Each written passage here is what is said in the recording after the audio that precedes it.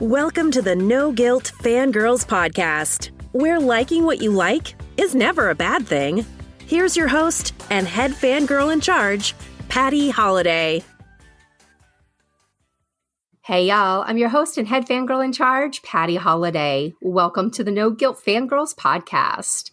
If you're new around here and haven't had a moment to leave a 5-star rating or review, I would really appreciate you doing so. It helps the algorithms and helps others find us. And everyone knows it's no fun to fangirl alone, so invite your friends, share with all the people you know that might want to talk about this very important sports documentary that we are going to talk about today. This has everything you could ever want in a sports story, right? You've got bad A athletes, long practice sessions, lots of struggles, huge uplifting moments, a competitive rival that's like just across town, a tough as nails coach. There's crashes, there's injuries, there's underdogs, there's running into the waves at the very end. And holy cow, this is the most stressful 6 hours of TV I have watched in a very long time. Am I wrong? Am I wrong? No, you're not wrong. Not at all. Right? That pretty much sums up what we're going to talk about today, which is the Netflix docuseries Cheer. Yes. Oh my gosh. All right. So welcome, Julia. Everybody say hi to Julia. Hey, guys. Julia was last on the podcast to talk about how she fangirled and met and the whole roller coaster of emotions that she went through when she met Tom Hiddleston. I have something to tell you, Julia. Tell me. Oh, I don't want to tell you. You might get really upset. No, tell me. It's okay.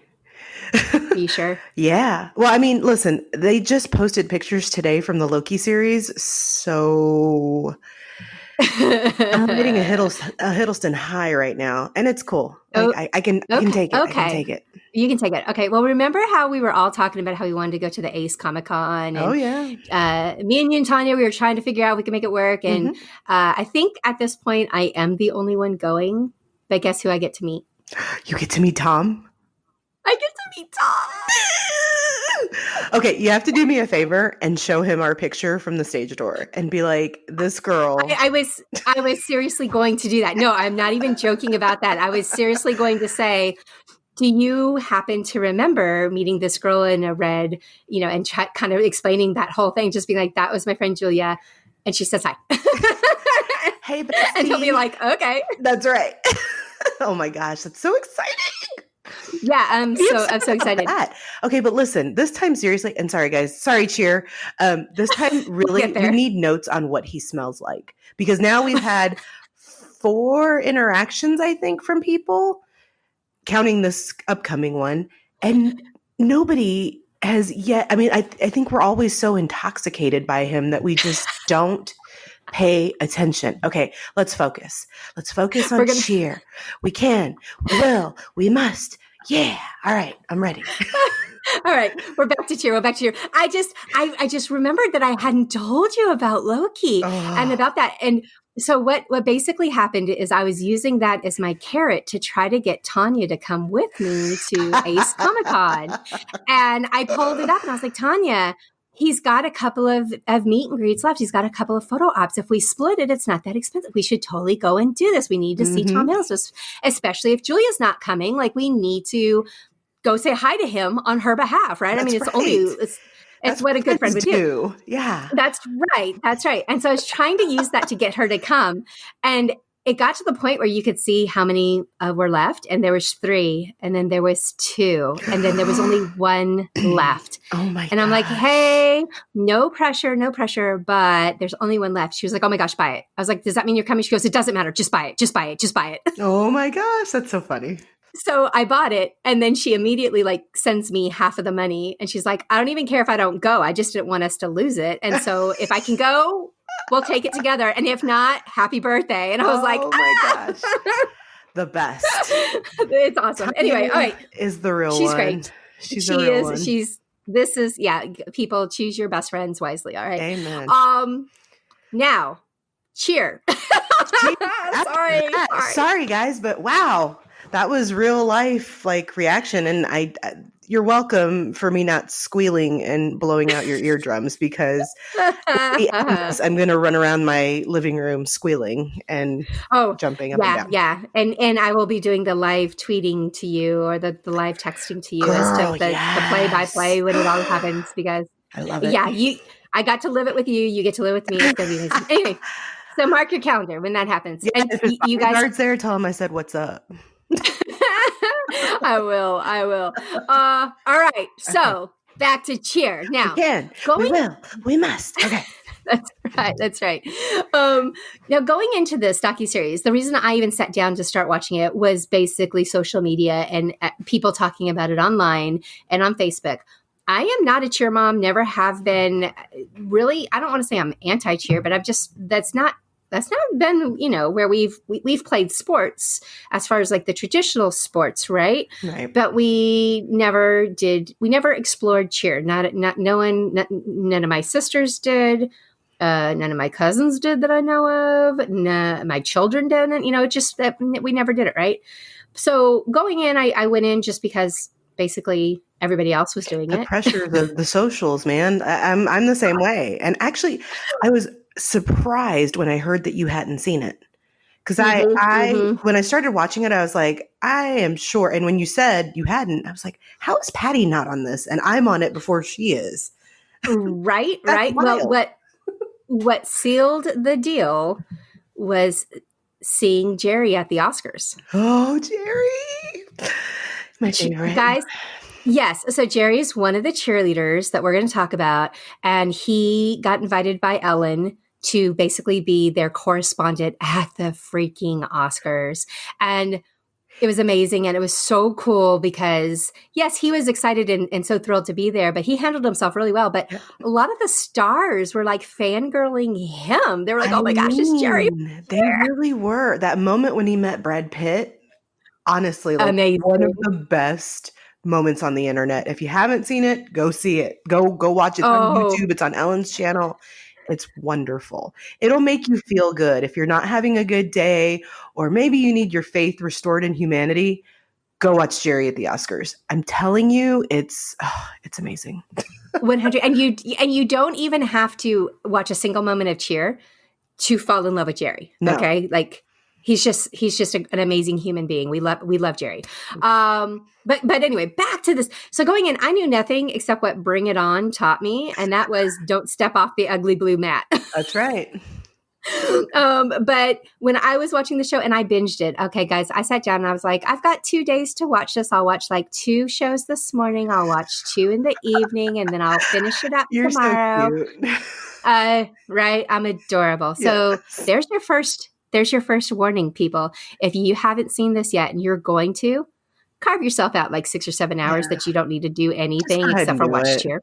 It's great for when you're folding laundry to have it going. Perfect. If you, I don't know, are painting your nails, but really, I mean, you should focus on the show, not on your nails.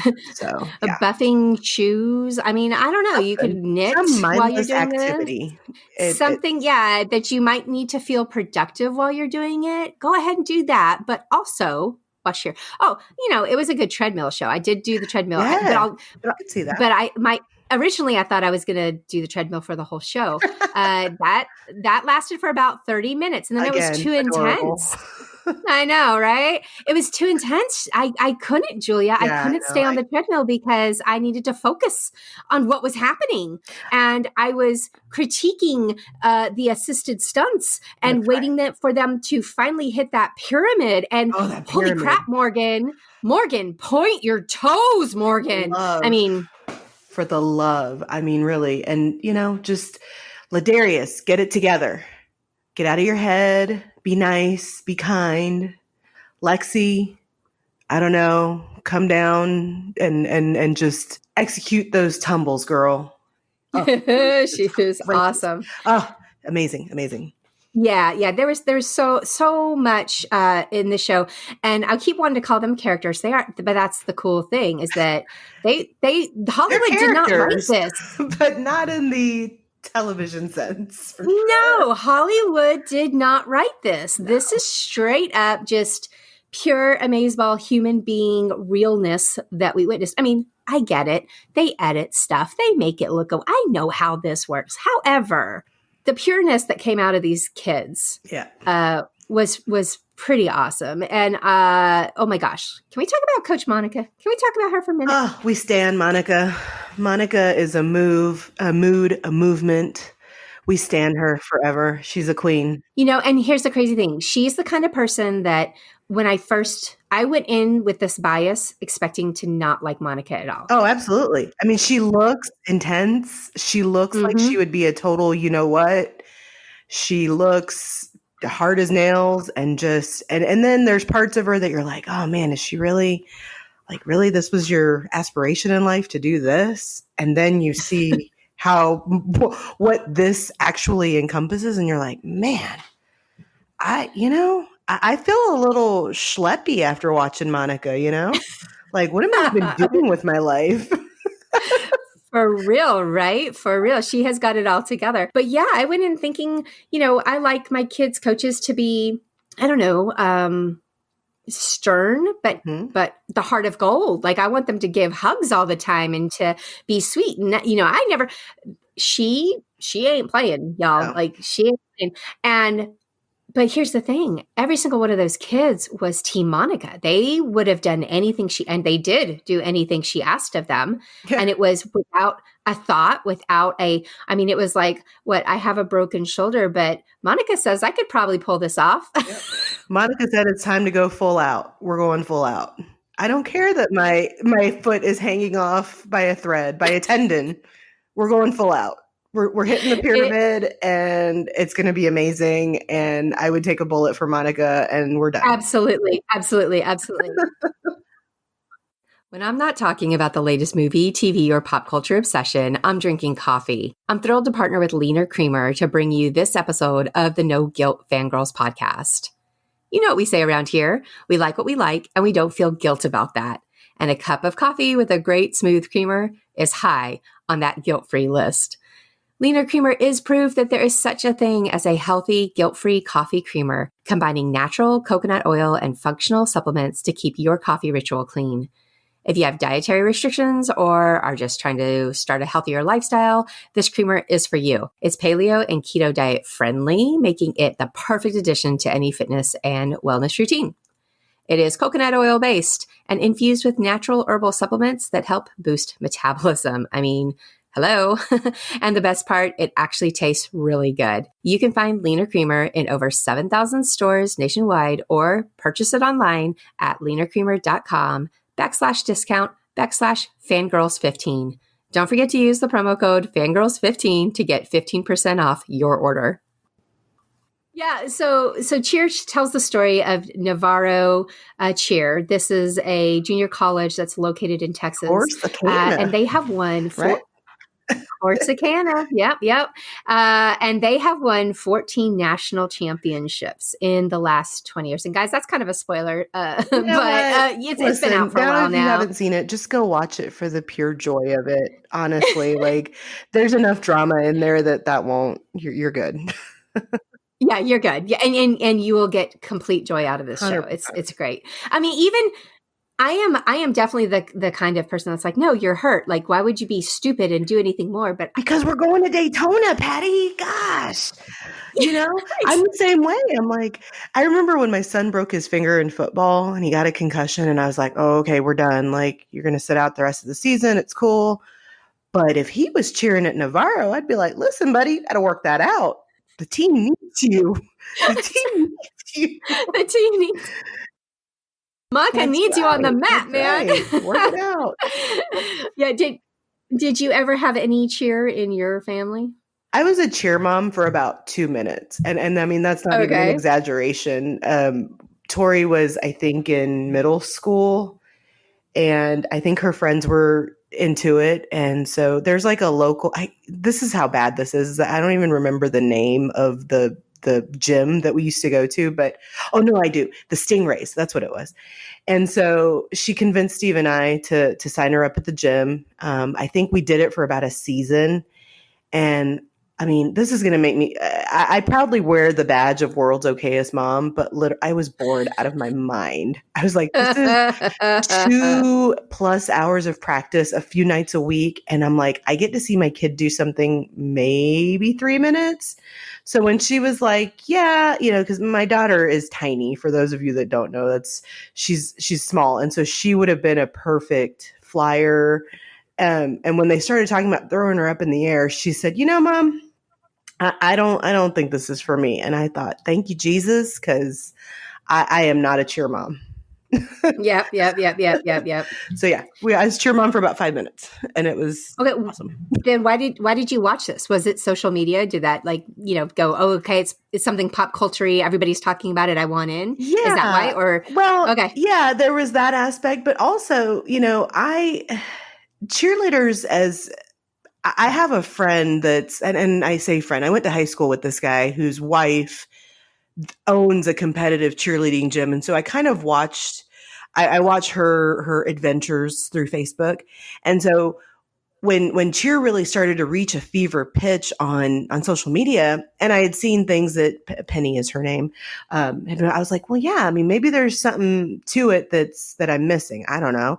Because when you think of cheerleaders, you think about, rah, rah, whatever. You don't think about being flung up 50 feet in the air and seeing how many times you can flip and tuck and do whatever, right? So I thought, I'll give it one episode. I'll give it a shot. And just like you said, I mean, I was just pulled in. I think I fell asleep with like 5 minutes left till the ending because I just can't hang most nights.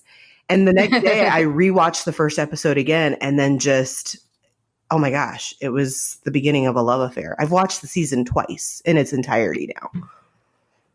I mean, I know I haven't gotten around to my second showing, but I'm desperate to do so. I need to watch it a second time. You do, because I feel like there's things that I missed the first time around that I can't believe that I missed them, but here we are. Here we are. I hear you. I hear you. All right, so this is definitely bingeable. This is definitely interesting. Now, something you did just touch on was also, like, I wasn't stupid. I knew what competitive cheerleading was about, in the sense that I've never not called them athletes. Right. I've always athletes. I have the respect level has just gone like bazillion, plus 59,000 at this point, because of what this show showed as far as dedication, as far as sheer physical. Oh my gosh, the physicality that was really probably the most eye-opening and stunning thing about it, right? Is that you think, you see them, usually the finished product, and even sometimes on ESPN where they have cheer competitions and things, all you see is like this huge hair and these bows and makeup and glitter, and you're like, oh, okay, that's cute. You're going to do a couple cartwheels. And no, dude, this is like, I mean, Simone Biles, I know, I have seen, has commented on Gabby Butler stuff on Instagram. And if Simone Biles is giving Gabby Butler props, it's legit, right? Oh my gosh. Okay, so let's talk about a little bit about these personalities that we met. Let's just start with Gabby Butler, since I guess if you are into cheer, everybody knows who Gabby is. At least they showed a bunch of little girls who completely were like, oh yeah, we all follow her on Instagram. Like all these little cheer girls knew who Gabby Butler was. And she was basically kind of shown as the superstar of cheerdom, the cheerlebrity, is that what they call it? Cheerlebrity, yes. Cheerlebrity. So Gabby Butler, if you don't know her name, go look her up on Insta. Gorgeous. She's gorgeous. And her story was also so interesting because she's definitely, she's the most business-minded of all these kids. She has sponsors and she's making a living. Even more so now. She's like, she was hawking Dunkin' Donuts. Like before we got on this podcast, I was flipping through Instagram and she was like, I run on Dunkin' every morning. I'm like, really, sis? With those abs, you run on Dunkin'? Come on now. we ain't buying it, but you're cute. But I'll still go buy a Dunkin' just for you, Gabby. That's right. That's right. And Gabby had an interesting storyline. So her parents were also featured in because they're helping her. They basically got her started. They understood social media early on, and that's how Gabby became. YouTube was sort of where she got her start, teaching people how to be flexible and.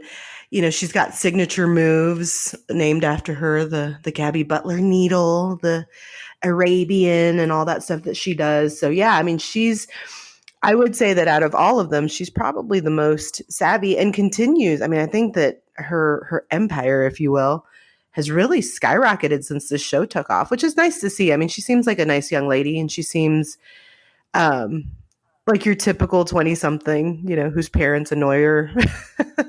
Who's struggling with the things that most college-age kids struggle with, but who always seems very humbled by the fact that people want to meet her, and that she seems she's happy to take the pictures. She's not like annoyed by it. I think she recognizes, that she is a celebrity, like it or not, that's who you are. That's what you've done. Right. So therefore play the game that is being asked of you. And she seemed to do it, with some humility. Like she was fine with it.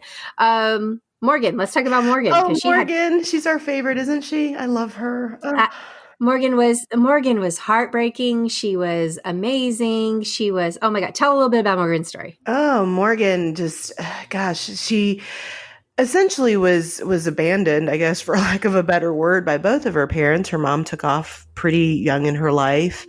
Her dad, so she had an older brother, I believe, that when the dad remarried, he kind of shoved him in a trailer, just her and her brother, and was like, hey guys, work it out. Here's some ramen and a loaf of bread. And I'm paraphrasing. I mean, I do think that, she definitely grew up without a whole lot of guidance, supervision and that parental love that you really kind of need to, thrive and be a good human being. And her grandparents ended up, I think, when they realized how dire the situation was, that they were in a trailer by themselves, kind of scraping by and eating whatever they could, stepped in to help and got her into cheerleading.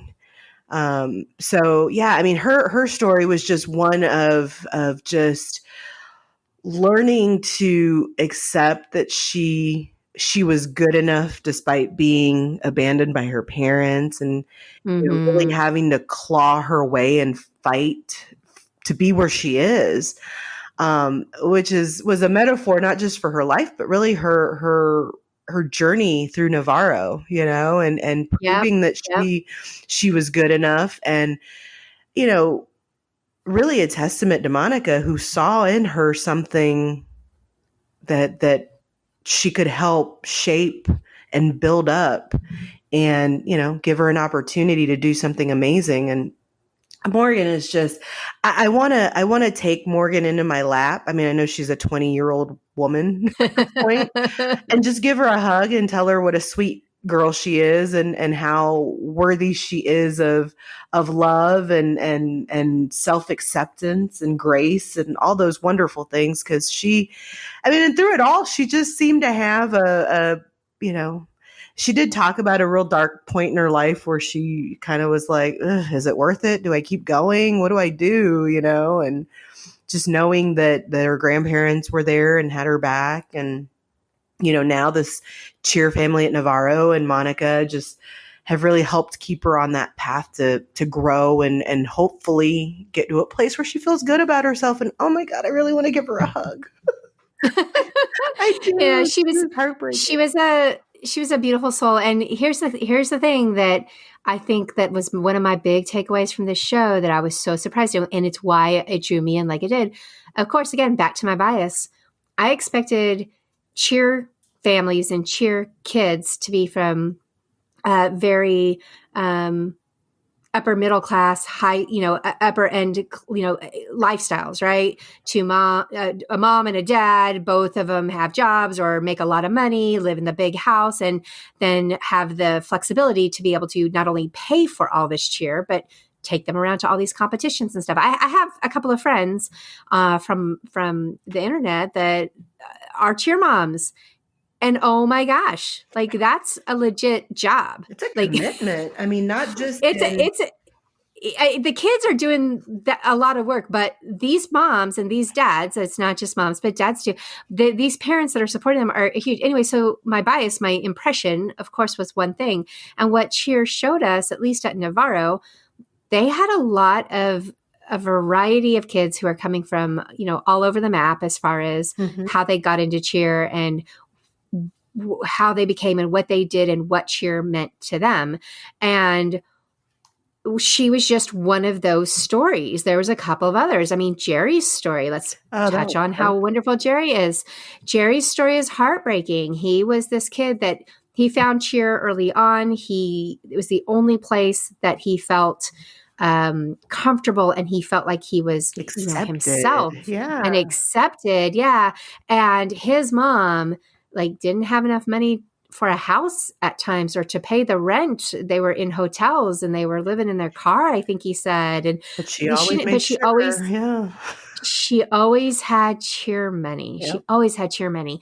And his story, just from there, she passed away. She got sick and she died. Yeah. And when that happened, the cheer community rallied around them because they knew how special she was. They knew his cheer community there in Illinois rallied around him, found some place for him to live, which was with another cheer family. And my gosh, what angels, right? So good. Right. Oh, pure angels. Pure angels. They completely get all the love. Like, I'm over here blowing kisses at you guys. It was just really fascinating to see, how they did that. And then this kid is just so great. And then, we could talk about each one of them. We don't have time for all of that, but there was just so many deep storylines in there. Lexi's story too was one of just, this was a kid that was, getting in trouble, going to jail for fighting somebody. She beat somebody up so bad at one point that they had to get, implants in their teeth, and she broke their nose. She has, and admittedly, she said she still has, she has to really rein in the anger and the temper with how she reacts to things, which is funny because on the surface she seems so chill. It's just in the way she totally does. Yeah. She's hey man, it's cool. Yeah. But she's definitely got some issues. In Cheer, once again, is another example where it gave her an outlet to channel some of those. It's almost like the misfit toys, almost, almost, But at the same time, it's like they come in like that, and it's amazing, just what. And I know it's not a little. I'm not naive to think that, but just what attention and positive talk and accountability above all else, right? Accountability to the team, to Monica, to yourself, to Navarro as a, to get your education and that sort of thing. What those things can do for somebody that age, in spite of their circumstances, they all, I don't even know that they ever, I guess the people that really didn't get much FaceTime or airtime maybe came from semi, seemingly normal, I guess, quote unquote, what people would consider normal. But the kids that they featured just really had every reason in the world to be a screw up and not really do anything. And they overcame that because of cheerleading. And that's just because of cheerleading. It's amazing, right? Yeah, it was so amazing. It was so amazing. And just, you guys have got to watch the show. If you haven't watched it, please, this is our plea to you. We want you to watch it. And we also, there's grumblings, there's rumors. I don't think anything's officially come out that there's going to be a second season. I've heard this. Yeah, but if there's a second season, you're not going to want to have missed the first season. No, so go ahead and catch up on it now. You got to know who's who and who's doing what. For sure. It's going to be awesome. It'll be interesting to see where they take it, for season 2. Yeah, for sure. Because I can see that there's still the team as a whole has they've all gone in different directions right now. And I know I read that Lexi's back at Navarro after she was released from the team. Spoiler alert. But, so who knows? who knows? I mean, Jerry's Hollywood now to a degree, right? Like everybody wants Jerry, and rightfully so. Rightfully so. Oh, rightfully so. Rightfully. So the one last person I want to touch on is Ladarius. Oh, Ladarius. You know what? I have a soft spot for Ladarius. I know. He was the most complicated one out of all of them, right? Another one that I want to pull into my lap and give a hug to.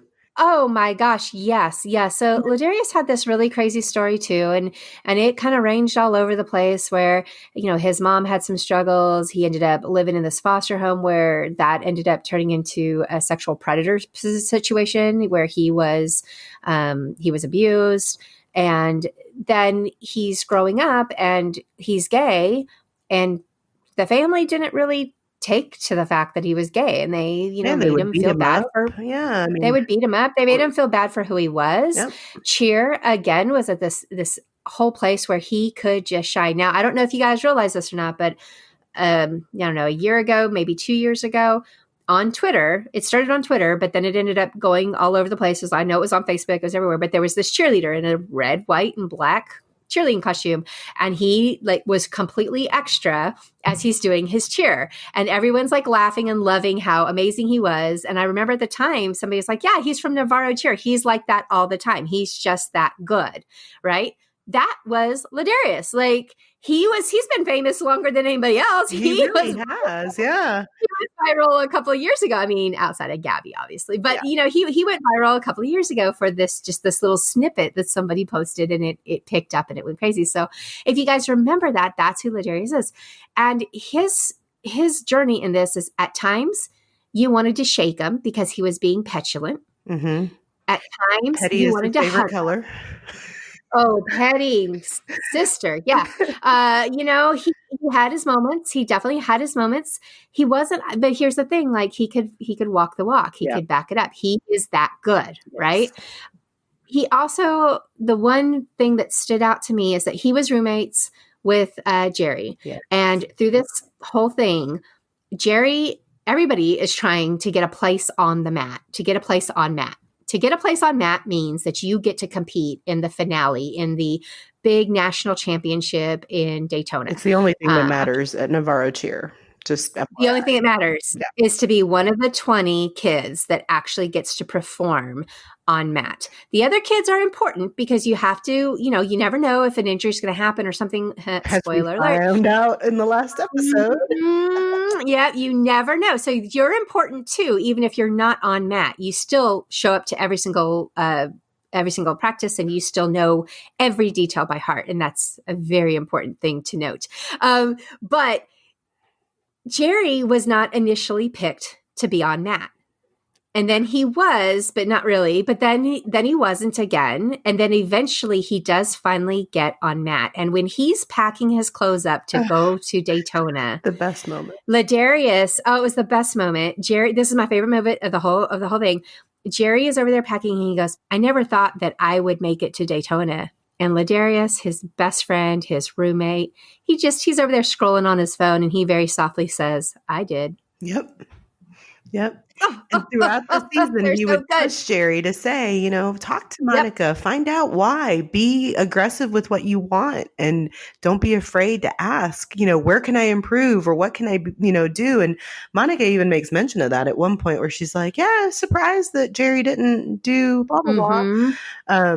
But yeah, Ladarius is, God bless him. He is a complicated figure, but what a talent. Honestly. Oh my gosh. And I really absolutely hope from the bottom of my mama heart that he doesn't let his ego get in the way of his success, because I think that he can be, another Andy, if you will, because Andy's one of my cheeros of the show.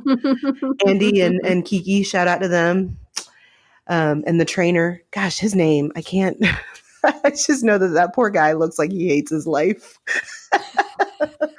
Well, he's got to tell these kids who are as stubborn as can be, no, you can't do that anymore. And they're like literally in bandages or in a cast, or like their foot is hanging off, right? Their body. And they're like, but I can go and do this, sir. I can do that. And he's like, no, you cannot. Sit your butt down. Anyway, yeah, it's crazy. It's so good though. Yes, it's a feel good, show for sure. I mean, there are definitely I did cry a few times during this show just because if you're a parent, it hits you in the feels, and I mean, even if you're not, if you're just a human being with a heart, these stories will touch you in some way to say, wow, it'll make you think about your own kind of just path in life, right? And just how your impact, because that's the thing, going back to Monica, sorry to do that, but you just see that she has alumni that come back year after year, and they talk about how her discipline and her way of being with them has carried them through life, carried them through jobs, marriages, and that sort of thing. And you just think, wow, what a special human being. And my takeaway from that was just like, well, what do I do in my daily life that hopefully inspires somebody to want to be better, or even, just makes them feel supported or safe or whatever that is, and it really, it sounds kind of cheesy maybe, or I don't know, but I took that away from that show to say, what can I do in my life every day to be that for somebody? And it might not be every day. It might not even, maybe it's not every week, who knows? But I don't know. I think that's kind of how that's my Pollyanna way of thinking, how we change the world. So thank you, Monica, for that, for making me feel like that. I love it. And I co-sign everything you just said. And yeah, this show, guys, it's on Netflix. Pull it up, carve you out some time. And yeah, and then hit us up and tell us what you thought. That's right. We can continue fangirling online. Oh my gosh. Yes. You know, we're going to be there. And I will tell you, I'm not going to sleep on this. If season 2 comes, come on, Netflix, pull through for me. I will fly to Virginia, and we will on a weekend, and we will just hammer it out, and it'll be yes. We will make it happen.